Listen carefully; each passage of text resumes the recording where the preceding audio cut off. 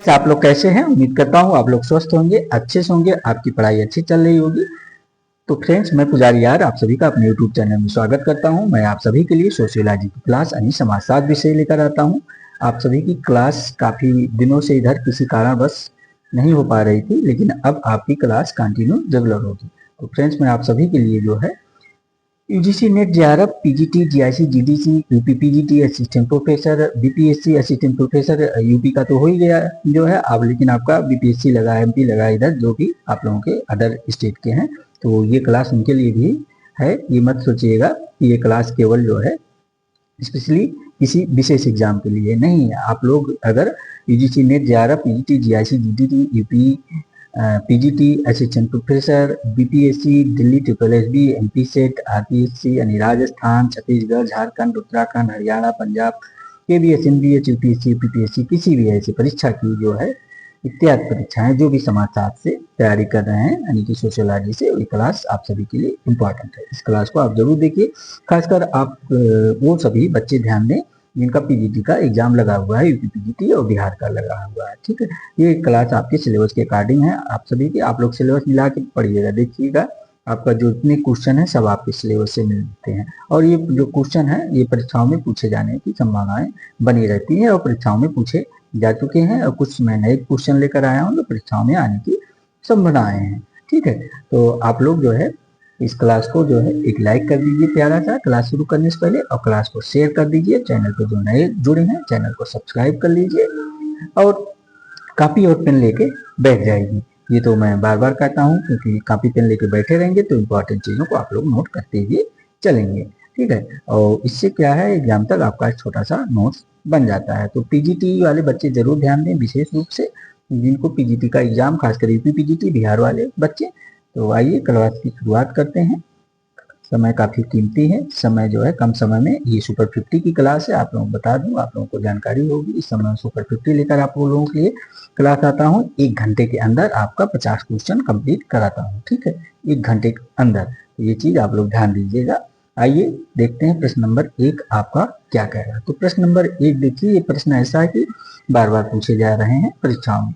प्रश्न नंबर 1 आपका कह रहा है, ध्यान दीजिएगा आप लोग, निम्नलिखित में से किस अनुच्छेद के तहत ओबीसी एससी एसटी, ठीक है, अदर बैकवर्ड क्लास, एससी मतलब शेड्यूल कास्ट, एसटी मतलब शेड्यूल ट्राइब्स यानी कि आपके पिछड़ा वर्ग मानी पिछड़ी जात, एससी मतलब अनुसूचित जात, एसटी मतलब अनुसूचित जनजात के लिए ये प्रश्न कह रहा के लिए सरकारी शिक्षण संस्थानों में नामांकन एवं अध्ययन हेतु आरक्षण का उपबंध किया गया है। तो ये आरक्षण का जो उपबंध किया गया है, ये कह रहा किस आर्टिकल के तहत किया गया है यानी कि किस अनुच्छेद के तहत।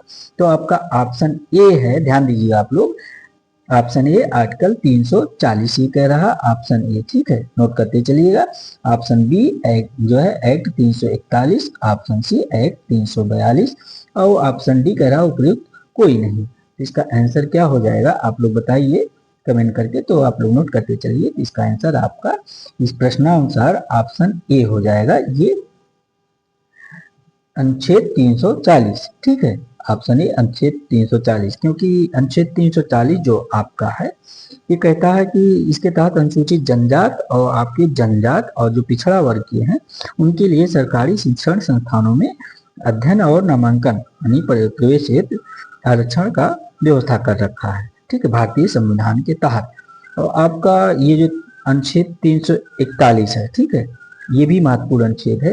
अनुच्छेद 341 आप लोग नोट करते हुए चलिएगा, ये अनुच्छेद 341 जिसके अनुसार जो राष्ट्रपति महोदय होते हैं आपके, जो राज्य या संघ क्षेत्र के, ये किसी भी जो है जो जात अनुसूचित जाति होती है जनजातियां, उनको जो है इसमें शामिल कर सकती हैं। ये इसमें उपबंध किया गया अनुच्छेद 341 में। ठीक है, और ये आपका जो अनुच्छेद 342 है ये क्या कह रहा है, इसको ध्यान दीजिए, ये भी महत्वपूर्ण है। इसमें जो आपके राष्ट्रपति महोदय होते हैं, ये जनजाति आयोग की सिफारिश पर, जो जनजाति आयोग बनाया गया उसकी सिफारिश पर किसी भी जनजाति जो समूह होता है उसको जो है अनुसूचित जात का दर्जा दे सकती हैं। तो आप लोगों को ये पता ही होगा कि सन 1950 में 212 जनजातियां इस समूह में शामिल की गई थी, और वर्तमान में ये बढ़कर जो आगे चलकर 560 से अधिक जनजातियों को शामिल कर लिया गया है। कितना? 560। ठीक है, नोट कर लीजिएगा आप लोग इसका। और ये ऑप्शन डी तो बेकार है इसमें, ठीक है, ऊपर कोई नहीं। तो आइए देखते हैं अगला प्रश्न। थोड़ा आज क्लास तेज कराएंगे, कारण इसलिए क्योंकि सुपर 50 का क्लास है, तो 50 क्वेश्चन 1 घंटे के अंदर कंप्लीट करना है। अगर तेज नहीं चलेंगे तो फिर क्वेश्चन छूटने की संभावना बनी रहती है।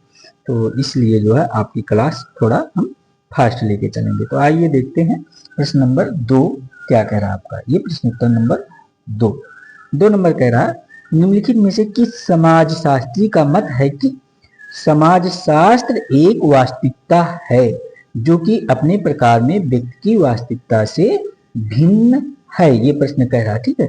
तो आपका ऑप्शन ए कह रहा है Karl Marx, option B Hegel, option C Durkheim, option D Hobhouse. तो ये प्रश्न आप ध्यान देंगे तो इसका आंसर आप लोग गलत नहीं करेंगे, ठीक है, क्योंकि प्रश्न कह रहा है निम्नलिखित में से किस समाजशास्त्री का मत है, यानी किस समाजशास्त्री के अनुसार है समाजशास्त्र एक वास्तविकता है जो कि अपने प्रकार में व्यक्ति की वास्तविकता से भिन्न है। तो इसका आंसर क्या हो जाएगा, आप लोग कमेंट करके बताइए। तो इसका आंसर आपका ये इमाइल दुर्खीम महोदय हो जाएंगे। नोट कर लीजिए, ऑप्शन सी सही आंसर हो जाएगा, ठीक है, इमाइल दुर्खीम महोदय। आइए अगला प्रश्न देख लेते हैं आपका फटाफट, क्योंकि ये सुपर 50 क्लास है। आइए देखते हैं प्रश्न नंबर 3 क्या कह रहा है आपका। प्रश्न उत्तर नंबर 3, संविधान के किस अनुच्छेद द्वारा राज्य विधानसभाओं में अनुसूचित जातियां एवं जनजातियों को प्रतिनिधित्व दिया गया है? ये कह रहा है संविधान के किस अनुच्छेद द्वारा राज्य विधानसभा यानी कि विधानसभा में अनुसूचित जातियों एवं जनजातियों को प्रतिनिधित्व दिया गया है। तो आपका अनुच्छेद ये अनुच्छेद ऑप्शन ए 330 कह रहा है, option B 332, option C 335, option D 339। तो किसके तहत ये विधानसभाओं में अनुसूचित जनजातियों और अनुसूचित जातियों को आरक्षण दिया गया, यानी प्रतिनिधित्व की बात कर रहा है। तो इसका आंसर आप लोग बताइए। तो इसका आंसर आपका ऑप्शन बी हो जाएगा, ठीक है। ऑप्शन बी क्या कह रहा है, 332 जो है के तहत आपके भारतीय संविधान के 300 आरक्षण, ये अनुच्छेद 332 के तहत अनुसूचित जाति अनुसूचित जनजातियों को विधानसभाओं में आरक्षण की व्यवस्था किया गया है, ठीक है। आइए अगला प्रश्न देखते हैं। सभी अनुच्छेद बताएंगे तो आपका सुपर 50 क्लास है, 50 क्वेश्चन नहीं हो पाएगा, छूट जाएगा, इसलिए थोड़ा फास्ट चलेंगे, ठीक है। प्रश्न तो वन लाइनर के ग्रुप में बहुत विस्तृत नहीं करेंगे, बाकी अगली क्लास आपका विस्तार पूर्वक लेकर आएंगे। तो अगर आप लोगों की जैसी मार्क होगी, अगर सुपर 50 की मार्क होगी तो यही आएगी, चलेगा परीक्षा तक, नहीं फिर विस्तारात्मक आ जाएगा यानी कि व्याख्यात्मक। तो प्रश्न नंबर 4 क्या कह रहा है, आप लोग ध्यान दीजिए। प्रश्न उत्तर नंबर 4, तो प्रश्न उत्तर नंबर 4 आपका कह रहा धोतुल किसका युवागिरी है? ये जो धोतुल है ये किसका युवागिरी है? तो आपका ऑप्शन का ए कह रहा है गोंड जनजात, ऑप्शन बी कुकी जनजात, ऑप्शन सी खस जनजात, ऑप्शन डी थारू जनजाति। ये सब जनजातियां हैं चारों, ठीक है। तो ये जो है धोतुल जो है किसका युवागिरी है, आप लोग नोट कर लीजिएगा। ये ऑप्शन ए इसका सही हो जाएगा, गोंड जनजात का ये धोतुल युवागिरी है। युवागिरी के बारे में आप लोग जान ही रहे हैं। आइए देखते हैं अगला प्रश्न, क्योंकि पिछली क्लास में ऐसे प्रश्नों को मैं करा भी चुका हूँ विस्तार पूर्वक, ठीक है। ये क्लास कर सकते हैं ऑनलाइन के रूप में सुपर 50 लेकर आया हूँ। ये जो है आपकी परीक्षाओं को ध्यान में रखते हुए, ताकि आप लोगों को तैयारी बहुत अच्छी हो जाए परीक्षाओं में। इस क्लास का आप सभी को जरूर सहयोग प्राप्त होगा। ये क्लास आप लोग मिस ना कीजिए, जरूर देखिए। प्रश्न नंबर 5 क्या कह रहा है, ये प्रश्न उत्तर नंबर 5 नंबर कह रहा किसी जाति को अनुसूचित जाति घोषित करने का अधिकार किसे प्राप्त है? कॉमन प्रश्न, इसका आंसर आप सभी सही करेंगे। मुझे जहां तक प्रश्न है तो आपका ऑप्शन है भारत के राष्ट्रपति, ऑप्शन बी राज्यपाल, ऑप्शन सी कल्याण मंत्री, ऑप्शन डी वित्त आयोग। क्योंकि भी प्रश्न पिछले प्रश्न में ही मैं बता दिया हूँ ये अधिकार किसको, तो इसका प्रश्न आप गलत करेंगे ही नहीं। तो आपका ऑप्शन ए हो जाएगा भारत का राष्ट्रपति। आइए अगला प्रश्न देख लेते हैं।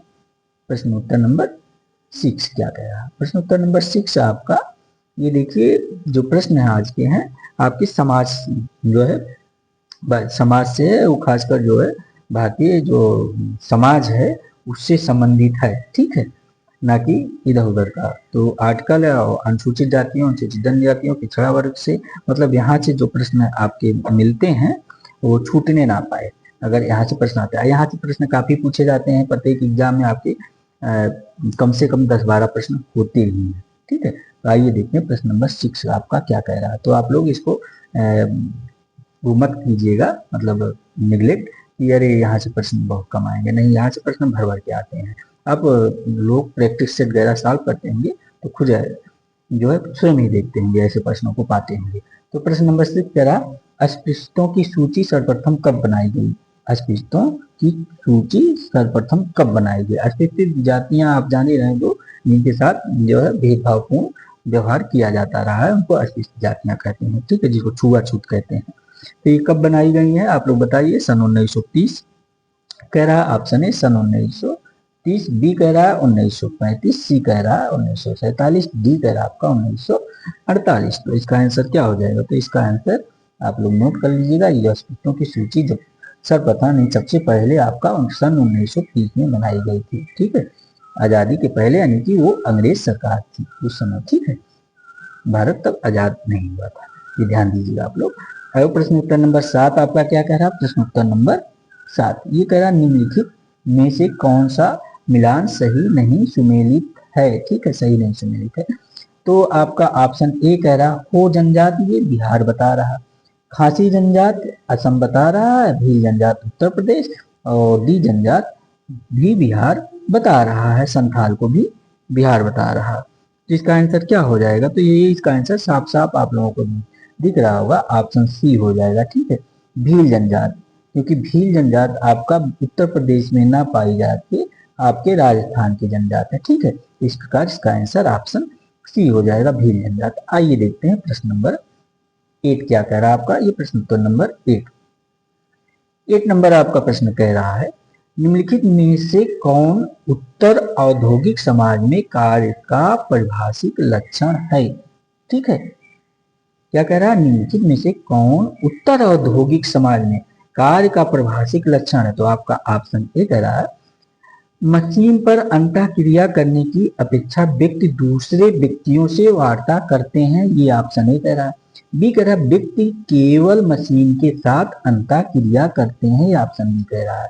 सी कह रहा है, मशीन सर्वाधिक महत्वपूर्ण हो जाती है, और डी कह रहा है, उपयुक्त कोई नहीं। ये देखिए प्रश्न ध्यान दीजिएगा, कह रहा उत्तर औद्योगिक समाज में कार्य की बात कर रहा है, परिभाषिक लक्षण पूछ रहा है, ये तो ऐसे प्रश्न आप गलत मत कीजिएगा, ठीक है, ये आप लोग ध्यान दीजिएगा अच्छे से, क्योंकि अगर ऐसे प्रश्न गलत करेंगे तो फिर दिक्कत हो जाएगी आप लोगों को।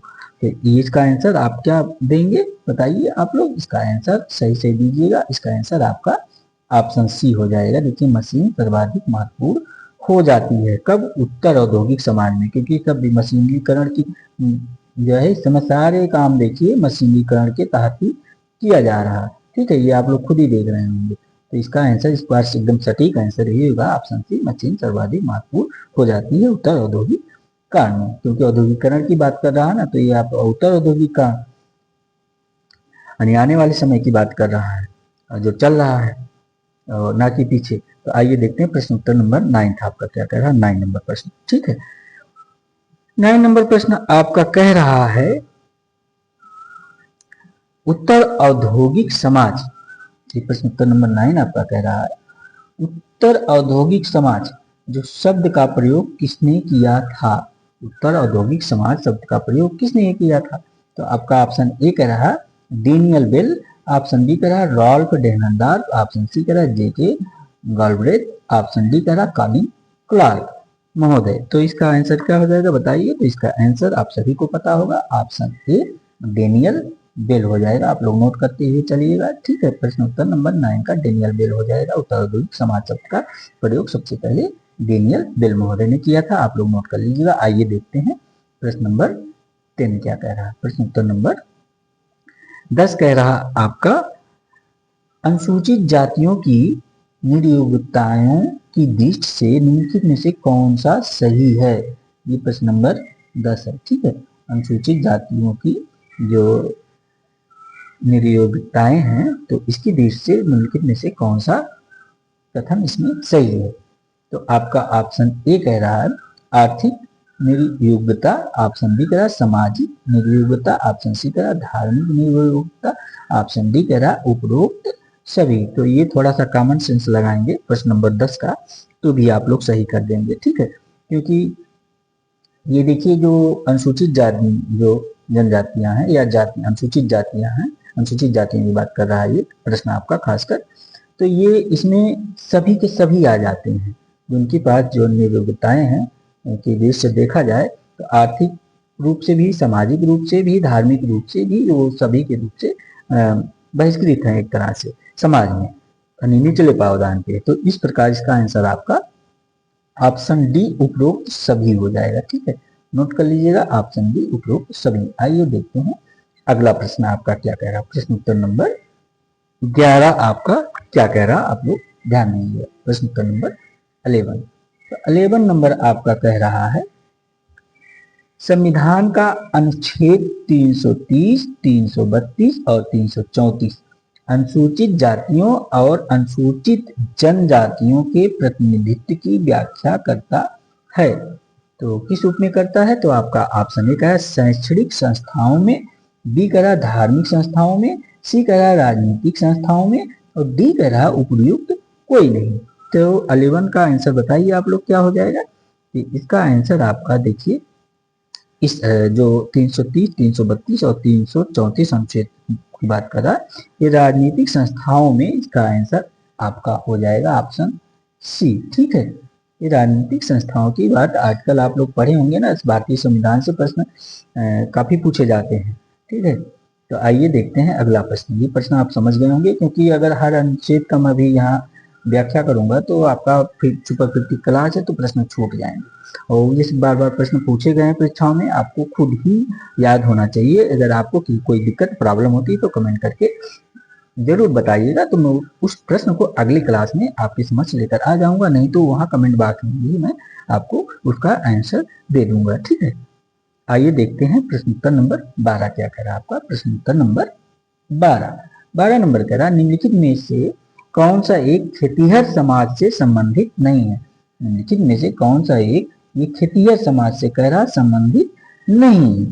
तो आपका ऑप्शन ए कह रहा अधिक जनसंख्या, ऑप्शन बी उच्च प्रजनन, ऑप्शन सी हथौड़ा का प्रयोग, ऑप्शन डी विषमता।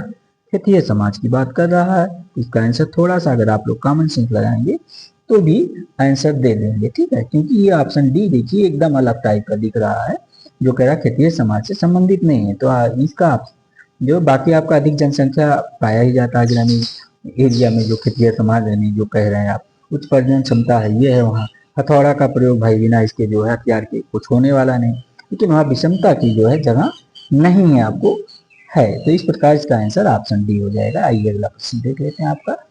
प्रश्न नंबर 13, ये भी देखिए वहीं से प्रश्न बना है आपका। मैं कोशिश किया हूँ जो है अधिक से अधिक प्रश्न ऐसे इन टॉपिक से जहाँ से प्रश्न पूछे जा रहे हैं बन जाए। अगर यहाँ से प्रश्न आ जाए ना, सुपर 50 का क्लास है तो आपका प्रश्न ना छूटने पाए।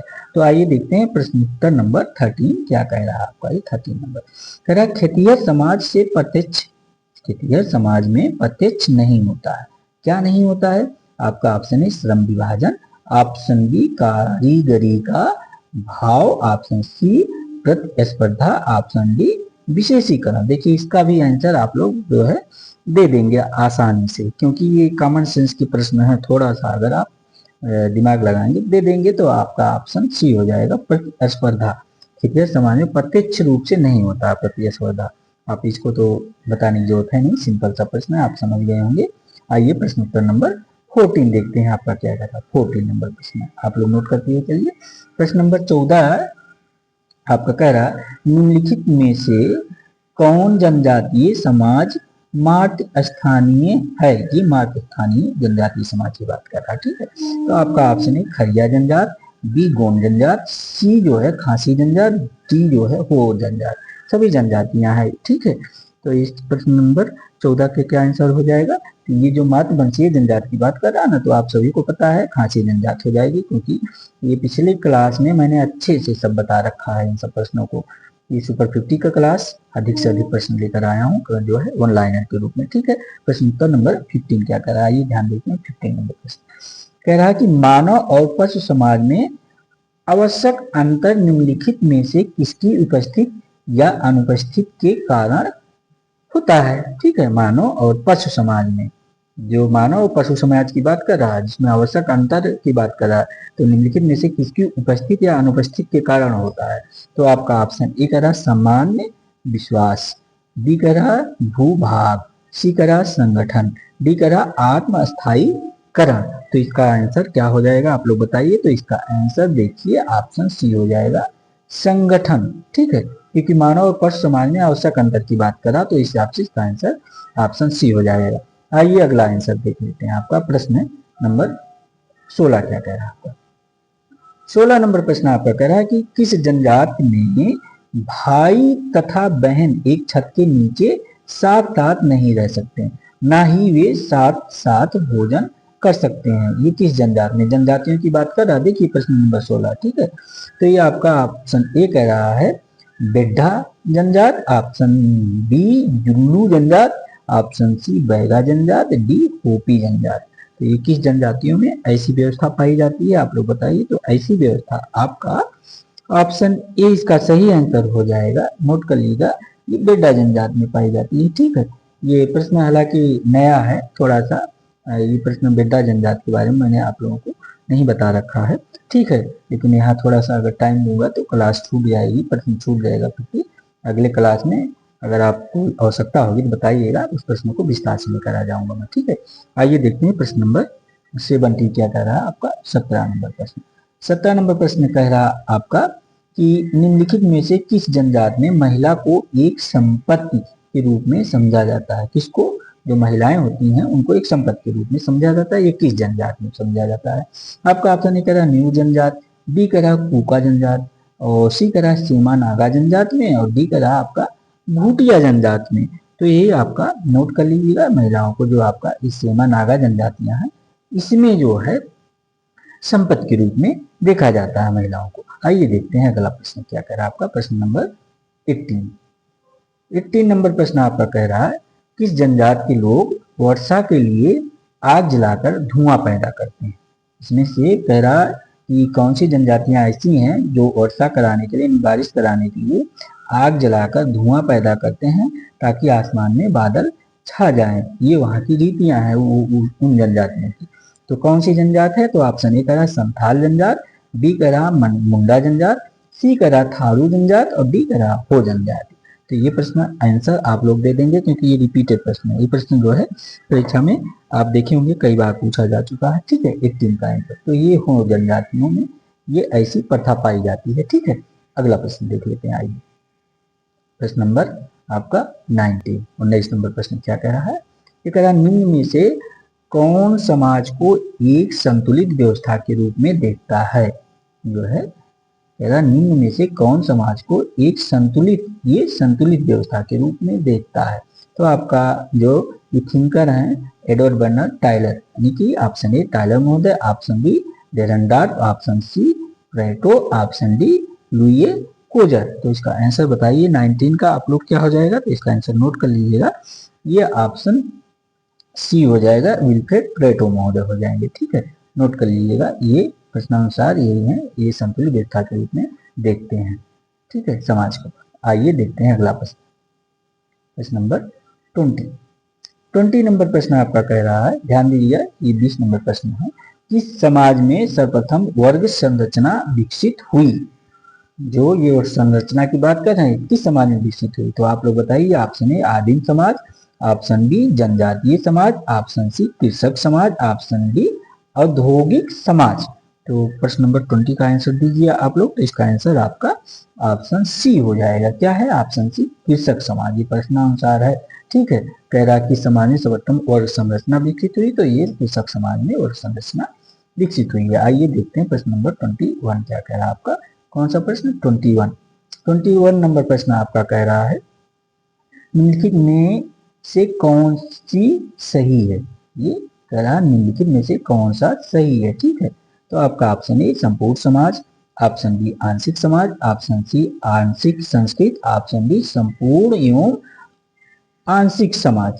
ठीक है, इसका आंसर क्या हो जाएगा? कौन सा सही ऑप्शन है आप लोग बताइए 21 का?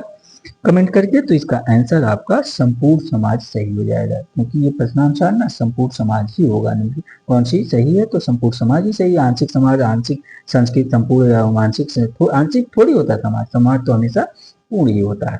तो आइए देखते हैं प्रश्न नंबर आपका 22 क्या कह रहा है। ये क्या प्रश्न है 22 आपका कह रहा है, ध्यान दीजिएगा कि किसने मातृसत्ता की अवधारणा पर समाज का अध्ययन किया है। किस पे, ये मातृसत्ता की अवधारणा पे, ठीक है। तो ऑप्शन ए जॉर्ज फ्रेजर महोदय, option C sir Henry Maine, option B sir Henry Maine थे, ऑप्शन सी है McLean, option D Manu Maharaj, ठीक है। इसका आंसर 22 का क्या हो जाएगा, आप लोग बताइए। तो इसका आंसर आपका ऑप्शन सी हो जाएगा। ऑप्शन सी क्या है, मैकलिन महोदय, ठीक है। ये मातृसत्ता की अवधारणा का जो अध्ययन कर रखा है समाज का इन्होंने, आपके मैकलिन महोदय ने। आइए अगला प्रश्न देख लेते हैं, प्रश्न नंबर 23 प्रश्न आपका कह रहा है, क्या कह रहा है कि निम्नलिखित मातृसत्तात्मक समाजों में कौन सा समाज जाति व्यवस्था से जुड़ा है। कह रहा है मातृसत्तात्मक समाजों में कौन सा समाज जाति व्यवस्था से जुड़ा है। तो आपका ऑप्शन ए कह रहा है जौनसार बावर के खस जनजात, ये कह रहा है ना। और ऑप्शन बी कह रहा मालाबार के नायर जनजात, ऑप्शन सी कह रहा बिहार के खासी जनजात, ऑप्शन डी कह रहा उपरोक्त सभी। तो इसका आंसर क्या हो जाएगा 23 का, आप लोग बताइए जो है। तो 23 का आंसर नोट कर लीजिएगा, ये जो है मालाबार के नायर जनजातियों की बातें कर रहा है ये, ठीक है। क्योंकि प्रश्नानुसार आपका ऑप्शन बी सही आंसर हो जाएगा, क्योंकि प्रश्न क्या कह रहा है कि मातृसत्तात्मक समाजों में कौन सा समाज जाति व्यवस्था से जुड़ा, तो मालाबार के नायर जनजातियों की बात कर रहा है जो मातृसत्तात्मक समाज से जुड़ा हुआ है, ठीक है। तो आइए देखते हैं प्रश्न उत्तर नंबर 24 यानी कि 24 नंबर प्रश्न, ठीक है। 24 नंबर प्रश्न क्या कह रहा है, ध्यान दीजिए। कह रहा डॉक्टर बी आर अम्बेडकर ने निम्नलिखित में से किस पहलू पर बल दिया है, यानी किस पहलू पर इन्होंने जोर दिया है डॉक्टर भीमराव अंबेडकर ने। तो आपका ऑप्शन ए कह रहा है अनुसूचित जातियों के ऊर्ध्वाधर संगठन पर, ध्यान दीजिएगा प्रश्न। ऑप्शन बी कह रहा अनुसूचित जो है जातियों के क्षैतिज संगठन पर, ये क्षैतिज संगठन पर, ठीक है।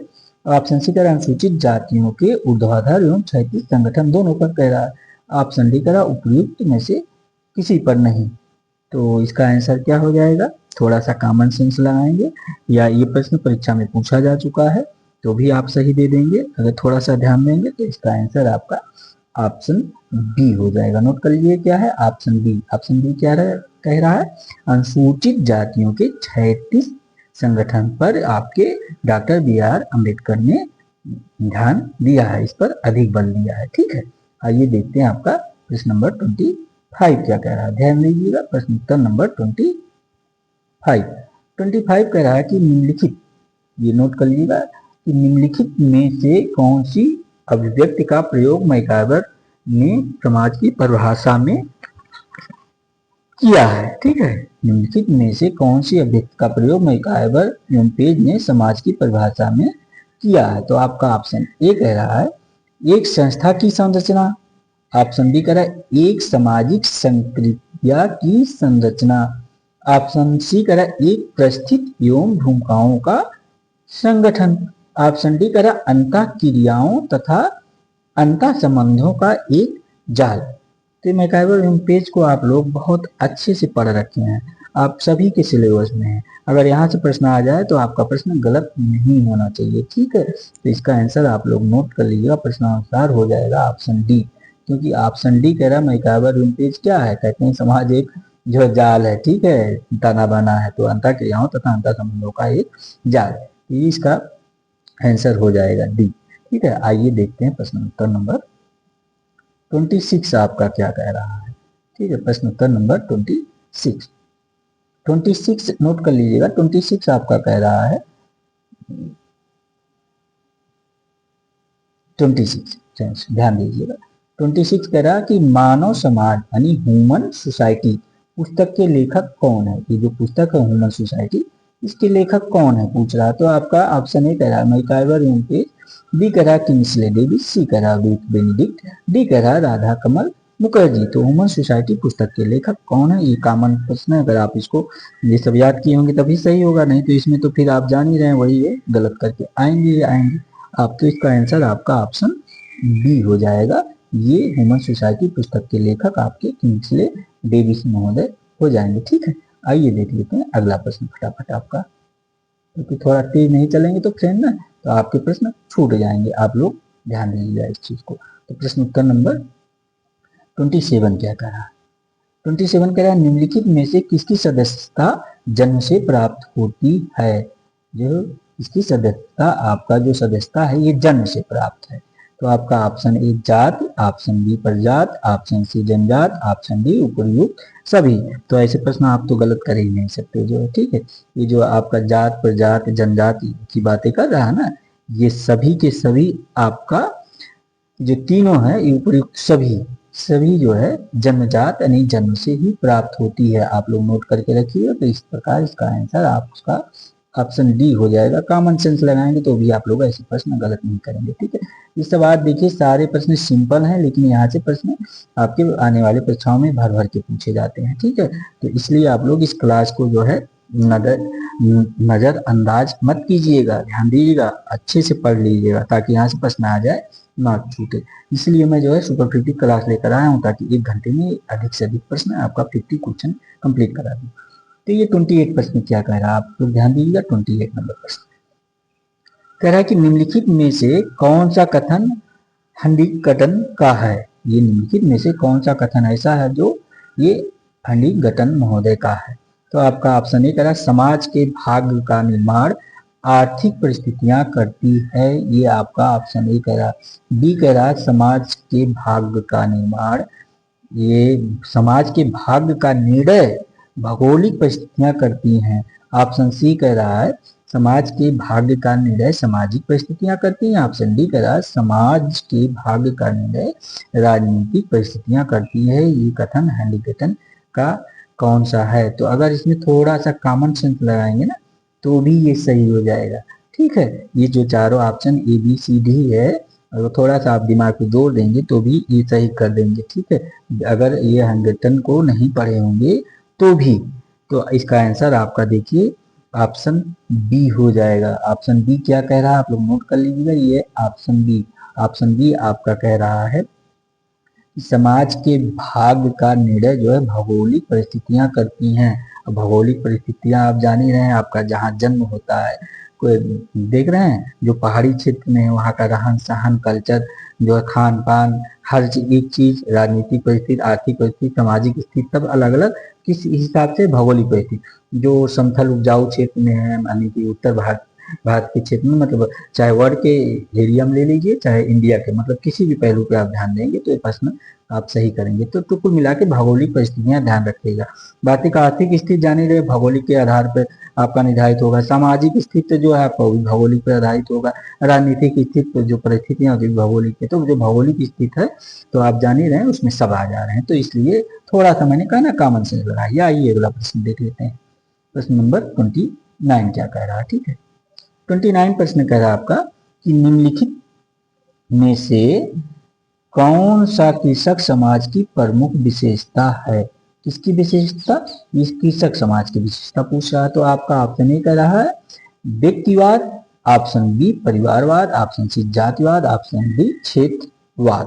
तो इसका भी कॉमन सेंस लगाएंगे तो प्रश्न सही कर देंगे, क्योंकि कृषक समाज की बात कर रहा है तो कृषक समाज में आपका ऑप्शन बी हो जाएगा, परिवारवाद ही पाया जाता है। बाकी ना कि व्यक्तिवादी वो लोग होते हैं, ना जातिवादी ना क्षेत्रवादी, क्योंकि वो परिवारवादी होते हैं। तो इस प्रकार इसका आंसर ऑप्शन बी सही हो जाएगा। ठीक है, प्रश्नानुसार आप लोग ध्यान दीजिएगा, ऐसे प्रश्नों को थोड़ा सा कॉमन सेंस लगाइएगा, नहीं तो गलत करके चले आएंगे। ठीक है, और भारतीय समाज के बारे में पढ़ रखे होंगे तो ये जो भारतीय समाज से आज का प्रश्न है आपका गलत नहीं होगा। तो आइए देखते हैं प्रश्न नंबर 30 आपका क्या कह रहा है। ये 30 नंबर कह रहा है निम्नलिखित में से कौन सी विशेषताएं औद्योगिक समाज को परंपरागत समाज से पृथक करती है? कह रहा निम्नलिखित में से कौन सी विशेषताएं औद्योगिक समाज को परंपरागत समाज से पृथक करती है? औद्योगिक समाज आप जान ही रहे हैं क्या है। ठीक है, अब परंपरागत समाज आपका प्राचीन के तहत देख लेंगे तो इसका आंसर आप जरूर सही करेंगे। ऑप्शन ए आपका वर्ग आधारित विशेषता की बात कर रहा है, ऑप्शन बी सामाजिक गतिशीलता, ऑप्शन सी मध्यम वर्ग की उपस्थित, ऑप्शन डी उपयुक्त सभी। तो इसका आंसर क्या हो जाएगा, तो आप लोग दीजिए। तो इसका आंसर देखिए आपका, मैंने कहा ना कि अगर थोड़ा सा दिमाग लगाएंगे तो सभी सही करेंगे, तो उपयुक्त सभी हो जाएगा, क्योंकि प्रश्न कह रहा है ना कौन सी विशेषताएं औद्योगिक समाज को परंपरागत समाज से पृथक करती है, अलग करने की बात कर रही है। तो ये सभी के सभी कर रहे हैं, ठीक है। वर्ग आधारित विशेषता, सामाजिक गतिशीलता, मध्यम वर्ग की उपस्थिति जो है, तीनों सही है, ठीक है। आइए देखते हैं प्रश्न नंबर 31 क्या कह रहा है आपका। कौन सा प्रश्न? 31 प्रश्न आपका कह रहा है, ध्यान दीजिएगा कि निम्नलिखित में से कौन सी जनजाति की विशेषता नहीं है, ठीक है। ये जो जनजाति है इसकी विशेषता इसमें से कौन सी नहीं है, तो आपका ऑप्शन ए करा जैविक धारणा, बी करा क्षेत्रीय धारणा, सी करा सामुदायिक भावना और डी कह रहा है छोटा समूह। तो इसका आंसर क्या हो जाएगा आप लोग बताइएगा, 31 का आंसर। तो 31 का आंसर आपका हो जाएगा, आप लोग बताइए ऑप्शन ए जैविक धारणा। क्योंकि प्रश्नानुसार आप ध्यान दीजिएगा, ऐसे ना अगर इधर उधर ऐसे थोड़ा सा दिमाग करेंगे तो ऐसे प्रश्न को आप सॉरी फ्रेंड गलत करके भी चले आएंगे, ठीक है। क्योंकि जनजातियों से संबंधित प्रश्न है, कह रहा कौन सी जनजाति की विशेषता नहीं है, तो जैविक धारणा ये जनजाति की विशेषता नहीं, क्योंकि जनजातीय विशेषता का आप क्षेत्रीय सामुदायिक छोटा समूह के रूप में भी प्राप्त होता है। तो आइए देखते हैं, इसका आंसर ऑप्शन ए हो जाएगा, आप लोग नोट कर लीजिएगा ऑप्शन। ये अगला प्रश्न क्या है, प्रश्न नंबर 32 क्या कह रहा है, ध्यान दीजिए। ये 32 प्रश्न आपका कह रहा है निम्नलिखित में से कौन भारत की जनजाति नहीं है। ये देखिए कॉमन प्रश्न है, निम्नलिखित में से कौन भारत की जनजाति नहीं, ध्यान दीजिएगा। तो ऑप्शन ए भील जनजाति तो है ये, option B Maasai, option C Khasi, option D Tharu. तो ये तो एकदम अलग टाइप का दिख ही रहा है, तो आप लोग इसका आंसर गलत करेंगे ही। ये आपका मसाई जो है ये भारतीय जनजातियां नहीं है, बाकी आपका भील खासी थारू भारतीय जनजातियां तो यही है, तो बाकी आपका ये ऑप्शन बी हो जाएगा, मसाई जनजाति भारतीय नहीं। आइए अगला प्रश्न देख लेते हैं आपका, प्रश्न नंबर 33 क्या कह रहा है। कौन सा प्रश्न? 33।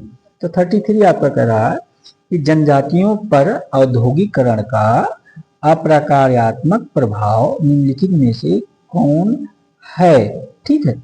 तो आपका ऑप्शन ए कह रहा है जनजातीय एकीकरण, ऑप्शन बी कह रहा है शिक्षा में वृद्धि, ऑप्शन सी कह रहा सांप्रदायिक भेदभाव, ऑप्शन डी कह रहा औद्योगिक जीवन शैली। कोई भी प्रश्न हो आप लोग उस प्रश्न को जो हमेशा जो है कूल माइंड से पढ़िएगा, कूल माइंड से परीक्षा हाल में जाइए ना, कूल माइंड से सॉल्व किया कीजिए।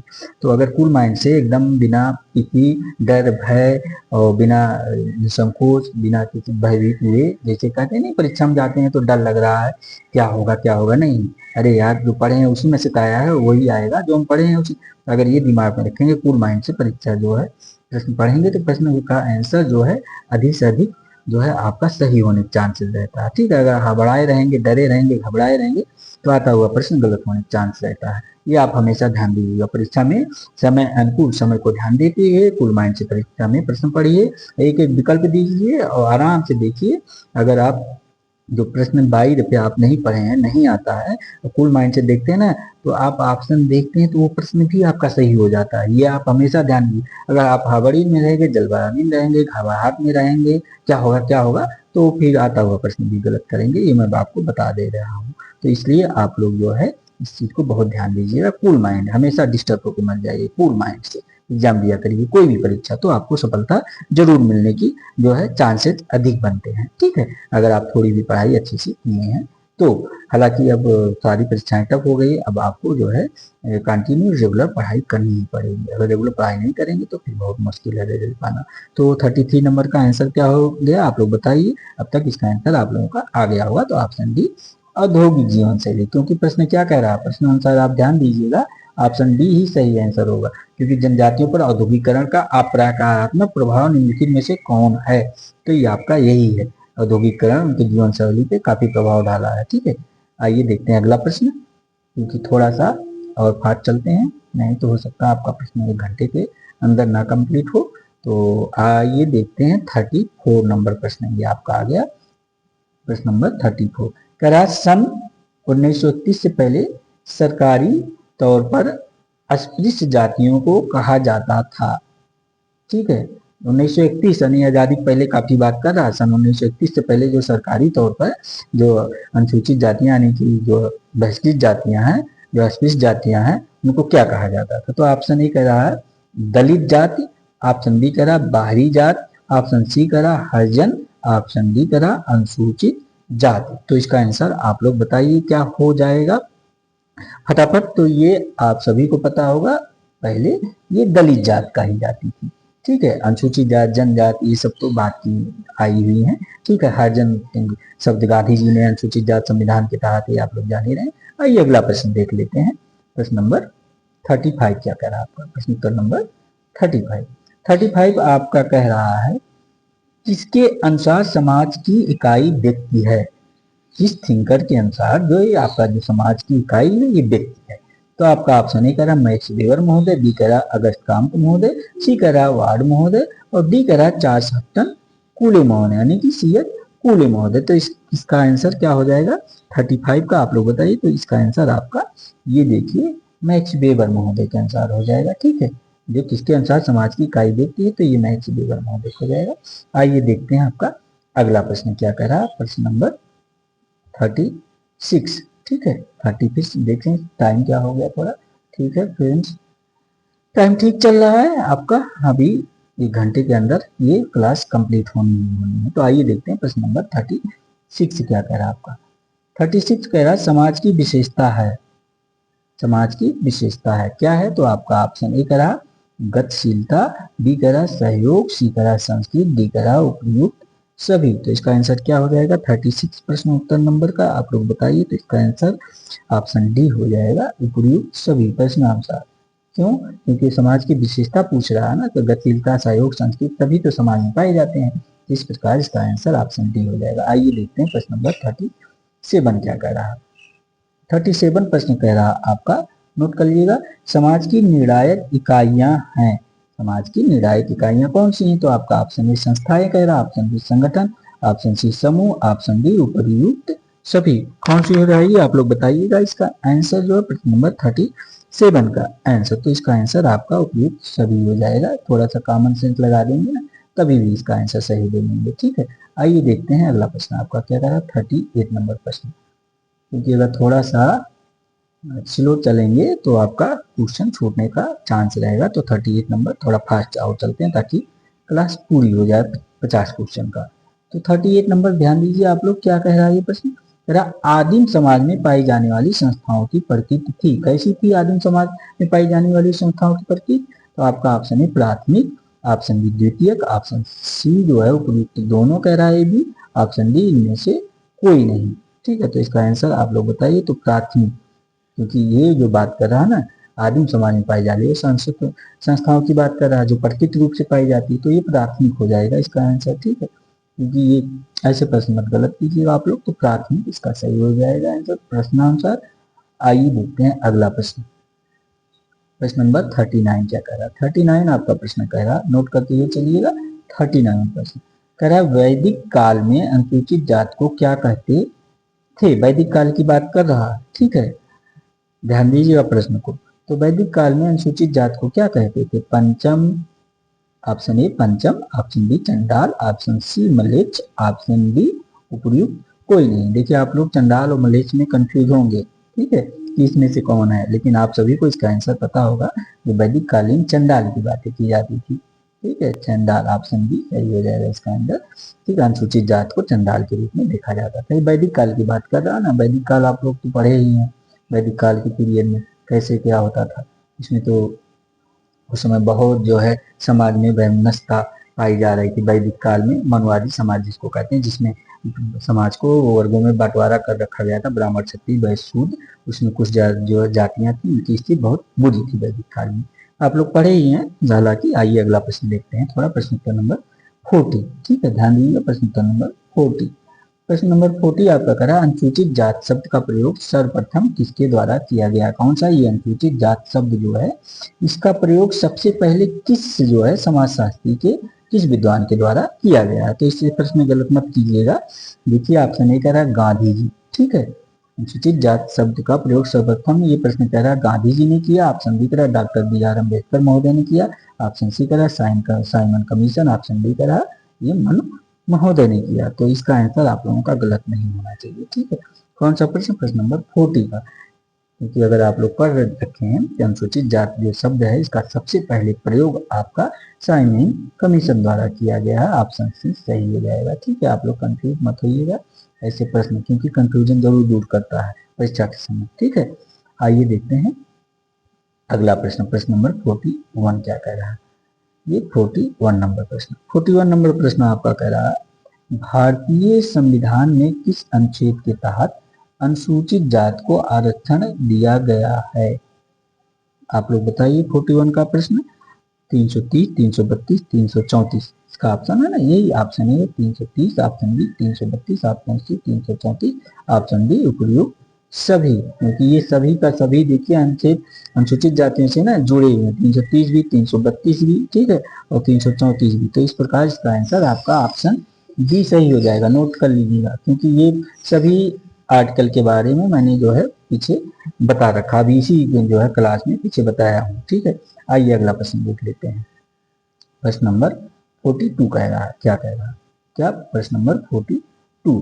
तो प्रश्न नंबर 42 आपका कह रहा है, नोट करते हुए चलिएगा, उत्तर पूर्वी क्षेत्र में पाई जाने वाली जनजातियां हैं। कहाँ? जो उत्तर पूर्वी क्षेत्र है इस क्षेत्र में कौन सी जनजातियां पाई जाती है? तो आपका ऑप्शन ए गुज्जर जनजात कह रहा है, ऑप्शन बी कोली जनजात, ऑप्शन सी मलायन जनजात, ऑप्शन डी कोया जनजात। तो ये उत्तर पूर्वी क्षेत्र की बात कर रहा है, आप लोग ध्यान देंगे और तो गलत नहीं करेंगे। ठीक है, ऐसे प्रश्न का आंसर।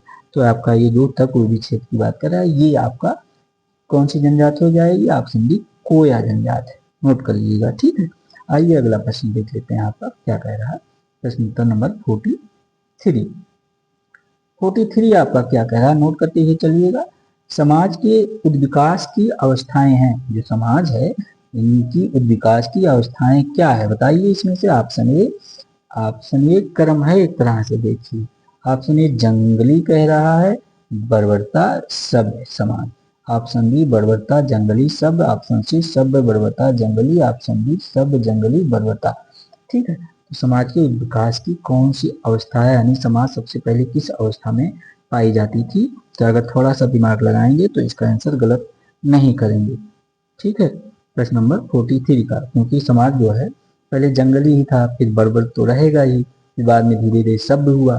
तो इसका आंसर इस प्रकार आपका ऑप्शन ए हो जाएगा। ठीक है, आप लोग ध्यान दीजिएगा, क्योंकि ऐसे प्रश्न जो है ना थोड़ा सा अगर मिस्टेक करेंगे तो गलत कर देंगे, क्योंकि कंफ्यूजन युक्त प्रश्न है ना ये। तो आइए देखते हैं अगला प्रश्न क्या कह रहा है आपका। प्रश्न नंबर 44। तो 44 नंबर प्रश्न इनका क्या कह रहा है, आइए ध्यान देते हैं। प्रश्न नंबर 44 ये कह रहा है कि प्रत्येक समाज में निहित है, प्रत्येक समाज में निहित है। तो आपका ऑप्शन है साचार, ऑप्शन बी पेड़ पौधे, ऑप्शन सी जीव जंतु, ऑप्शन डी उपयुक्त सभी। तो फ्रेंड्स इसमें थोड़ा सा कॉमन सेंस लगाएंगे तो भी ये प्रश्न आप लोग गलत नहीं कर देंगे, क्योंकि कह रहा प्रत्येक समाज में निहित है। तो प्रत्येक समाज में क्या निहित है आप लोग बताइए? तो साचार हो जाएगा, ये आप सभी को पता होगा, प्रत्येक समाज में पाई जाती है। ठीक है, आइए अगला प्रश्न देख लेते हैं। आप लोग प्रश्न नोट करते हुए चलिएगा। ये प्रश्न उत्तर नंबर 45 क्या कह रहा है, ध्यान दीजिएगा आप लोग। प्रश्न उत्तर नंबर 45 वन लाइनर टाइप का प्रश्न है। इससे आप लोग एक बार दो बार अगर प्रैक्टिस कर लेंगे तो भूलेगा नहीं, जहां तक मैं जानता हूं। ठीक है, इसलिए इस क्लास को जरूर देखिए, मिस ना कीजिए। 45 नंबर प्रश्न आइए देखते हैं। कह रहा समाज में वर्ग का निर्माण होता है, समाज में वर्ग का निर्माण होता है, कैसे होता है? तो आपका ऑप्शन ए कह रहा है समान सामाजिक स्थिति से, ऑप्शन ए कह रहा समाज सामाजिक स्थिति से, ऑप्शन बी करा हितों की चेतना से, सी करा जातियों के टूटने से, ऑप्शन डी करा ए और बी दोनों। यानी कि ये कह रहा ऑप्शन डी आपका ए भी सही है और बी भी सही है। तो क्या हो जाएगा? समाज में वर्ग निर्माण होता है। थोड़ा सा कॉमन सेंस लगाएंगे फ्रेंड्स, तो इसका आंसर आप लोग जरूर सही करेंगे। तो इसका आंसर आपका ऑप्शन डी हो जाएगा, ए और बी दोनों सही हो जाएगा। ठीक है, ये नोट कर लीजिए, ए और बी दोनों सही हो जाएगा। ये आपका ए भी सही है, बी भी सही है प्रश्न अनुसार। ठीक है, आइए अगला प्रश्न देख लेते हैं फटाफट आपका। ये प्रश्न उत्तर नंबर 46 क्या कह रहा है? 46 आपका कह रहा है प्रश्न नंबर निम्नलिखित में से कौन सी विशेषताएं समाज की अनिवार्य विशेषताएं हैं? कौन सी विशेषताएं समाज की अनिवार्य विशेषताएं? तो आपका ऑप्शन ए करा मूर्तता, ऑप्शन बी अमूर्तता, ऑप्शन सी समूह की जरूरता, ऑप्शन डी आपका घनिष्ठ संबंध है। तो इसका आंसर क्या हो जाएगा? थोड़ा सा मैंने कहा ना, ऐसे प्रश्न में कॉमन सेंस अगर लगाएंगे तो प्रश्न आप गलत नहीं करेंगे ऐसे प्रश्नों को। तो इसका आंसर आप सभी को पता होगा। ये जो कह रहा समाज की विशेषताएं की अनिवार्य विशेषताएं पूछ रहा है, तो समाज अमूर्त के रूप में पाया जाता है ना, तो इसका आंसर आपका ऑप्शन बी हो जाएगा। ठीक है, समाज जो आपका अमूर्त रूप में ही तो दिखाई देता है, ना कि जो है एकदम प्रत्यक्ष थोड़ी होता है समाज के बारे में। तो इसका आंसर इस प्रकार आपका ऑप्शन बी हो जाएगा। आइए देख लेते हैं आपका अगला प्रश्न। ठीक है, प्रश्न नंबर 47 क्या कह रहा है? ध्यान दीजिए, प्रश्न उत्तर नंबर आपका 47 नंबर प्रश्न आपका कह रहा है निम्नलिखित में से सत्य क्या है? ये प्रश्न 47, निम्नलिखित में से सत्य क्या है? जो इसमें दिया है सत्य क्या है आप लोग बताइए। ऑप्शन ए कह रहा समाज व्यक्तियों का एक समूह है, ये ऑप्शन ए कह रहा। ऑप्शन बी कह रहा समाज एक समुदाय है। सी कह रहा समाज एक सामाजिक संबंधों की व्यवस्था है। ऑप्शन डी कह रहा समाज एक प्राथमिक समूह है। तो क्या सत्य है बताइए 47 का? तो इसका थोड़ा सा कॉमन सेंस लगाएंगे तो भी सही कर देंगे। तो ऑप्शन सी इसका सही हो जाएगा। ऑप्शन सी क्या कह रहा है? ये समाज एक सामाजिक संबंधों की व्यवस्था है, यही कह रहा ऑप्शन सी। ठीक है, आइए देखते हैं अगला प्रश्न आपका, प्रश्न उत्तर नंबर 48 क्या कह रहा है? 48 कह रहा आपका, नोट करते हुए चलिए कि अनुसूचित जातियों के सदस्यों की मुख्य समस्या क्या है? अनुसूचित जाति जनजातियां जो हैं, जो उनके सदस्य हैं, उनकी मुख्य समस्या क्या है? तो आपका ऑप्शन ए कह रहा सामाजिक दूरी, बी कह रहा आर्थिक पिछड़ापन, सी कह रहा शैक्षणिक पिछड़ापन, डी कह रहा उपयुक्त सभी।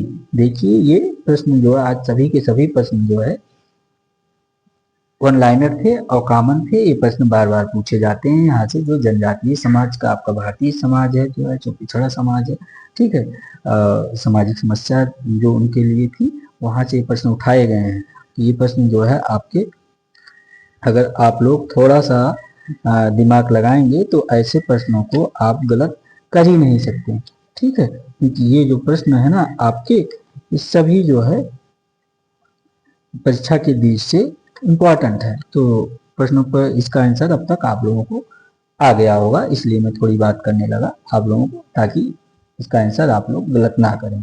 अनुसूचित जनजातियों के सदस्यों की मुख्य समस्या क्या है? तो आपका उपयुक्त सभी के सभी हो जाएगा, क्योंकि सामाजिक दूरी इसमें दिखती है आपको, आर्थिक पिछड़ापन तो ही है, शैक्षणिक पिछड़ापन अनुसूचित जनजाति में तो पाई जाती है, इसलिए आरक्षण का संविधान किया गया है, आरक्षण का जो है प्रावधान किया गया है भारतीय संविधान के तहत। ठीक है, आइए देखते हैं प्रश्न उत्तर नंबर 49। तो 49 प्रश्न क्या कह रहा? कह रहा बप्पा यानी कि ठक्कर बप्पा समिति जो होती है, ठीक है, बप्पा इसमें शॉर्टकट लिख दिया गया। बप्पा एक सामाजिक कार्यकर्ता थे, यानी ठक्कर बप्पा। ठीक है, तो बप्पा एक सामाजिक कार्यकर्ता थे, उन्होंने किसके लिए कार्य किया है? ठक्कर बप्पा समिति। आप ध्यान दीजिएगा, तो आपका ऑप्शन ए आदिवासी, ऑप्शन बी अनुसूचित जात, ऑप्शन सी पिछड़ा वर्ग, ऑप्शन डी मुस्लिम समुदाय। ठीक है, तो किसके लिए ठक्कर बप्पा समिति ने कार्य कर रखा है? तो इसका आंसर आपको सभी को पता होगा। तो ये ठक्कर बप्पा समिति आप लोगों को पता है पिछड़ा वर्ग के लिए जो थे, इन्होंने कार्य किया है पिछड़ा वर्ग समाज के लिए, यानी ओबीसी समाज के लिए। ठीक है, ठक्कर बप्पा समिति काफी फेमस है प्रश्न, ये जो है परीक्षा में पूछा जा चुका है। ठीक है, ध्यान दीजिए आप लोग। आइए देखते हैं आज का लास्ट प्रश्न, यानी 50 नंबर प्रश्न क्या कह रहा आपका? प्रश्न उत्तर नंबर 50 नोट कर लीजिएगा। आदिवासी बोलियों के लिए देवनागरी लिपि के उपयोग का परामर्श किसने दिया था?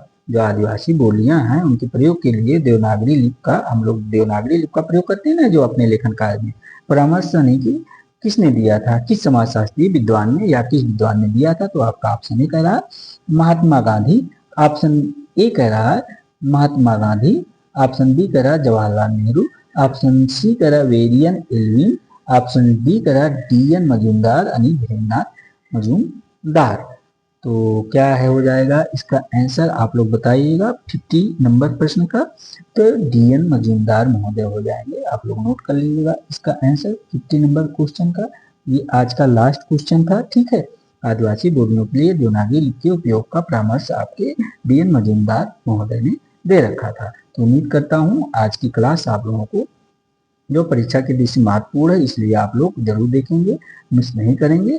तो मुझे उम्मीद है आप लोग जिनका भी पीजीटी का परीक्षाएं लगा हुआ, चाहे बिहार का चाहे जो है यूपी पीजीटी, खासकर यूपी पीजीटी के बच्चे जरूर ध्यान दें इस क्लास के लिए विशेष रूप से, ठीक है। और यूजीसी में JRF वाले जो जिनका जून में एग्जाम है वो भी ध्यान दें, ताकि आप लोग भी जो है जो अपेयरिंग वाले प्रतियोगी छात्र छात्राएं हैं यूजीसी में JRF के लिए वो पहली बार में नेट हो जाएं, और ताकि असिस्टेंट प्रोफेसर वगैरह का फार्म आएगा उसको पा जाएंगे। और जो पीजीटी के बच्चे हैं जीआईसी के और जीडी के फार्म आने वाले ही हैं, संभवतः जल्द ही आएंगे। और जो पीजीटी यूपी पीजीटी के बच्चे हैं आप लोगों की परीक्षाएं डेट तो है ही, देखिए अभी थोड़ा सा सरकार का जो वर्तमान में रवैया है इससे लगता है, जो अभी देखिए टीजीटी का जो बीच बीच में न्यूज आता रहता है कि परीक्षाएं जुलाई में फिर हो रहा, जुलाई में भी नहीं हो पाएगी संभवतः, है ना। तो थोड़ा सा हुआ को खासकर यूपी गवर्नमेंट की बात कर रहा हूँ, थोड़ा अच्छी बातें नहीं है हम जो है छात्र छात्राओं के हित में, ठीक है। तो फिलहाल हम लोग कुछ उसमें कर नहीं सकते हैं, जो सरकारें चाहेंगी वही होगी। और समय पर परीक्षा हो जाए, समय पे रिजल्ट आ जाए, समय पे हम लोगों को एक जो ज्वाइनिंग लेटर प्राप्त हो जाए, यही हम लोगों की काफ़ी बड़ी उपलब्धि होती है। तो आई होप ये क्लास आज आप सभी को कैसी लगी आप लोग कमेंट करके जरूर बताइएगा, ठीक है। आप सभी को बहुत बहुत धन्यवाद। Thank you friend, thank you very much आप सभी फ्रेंड्स।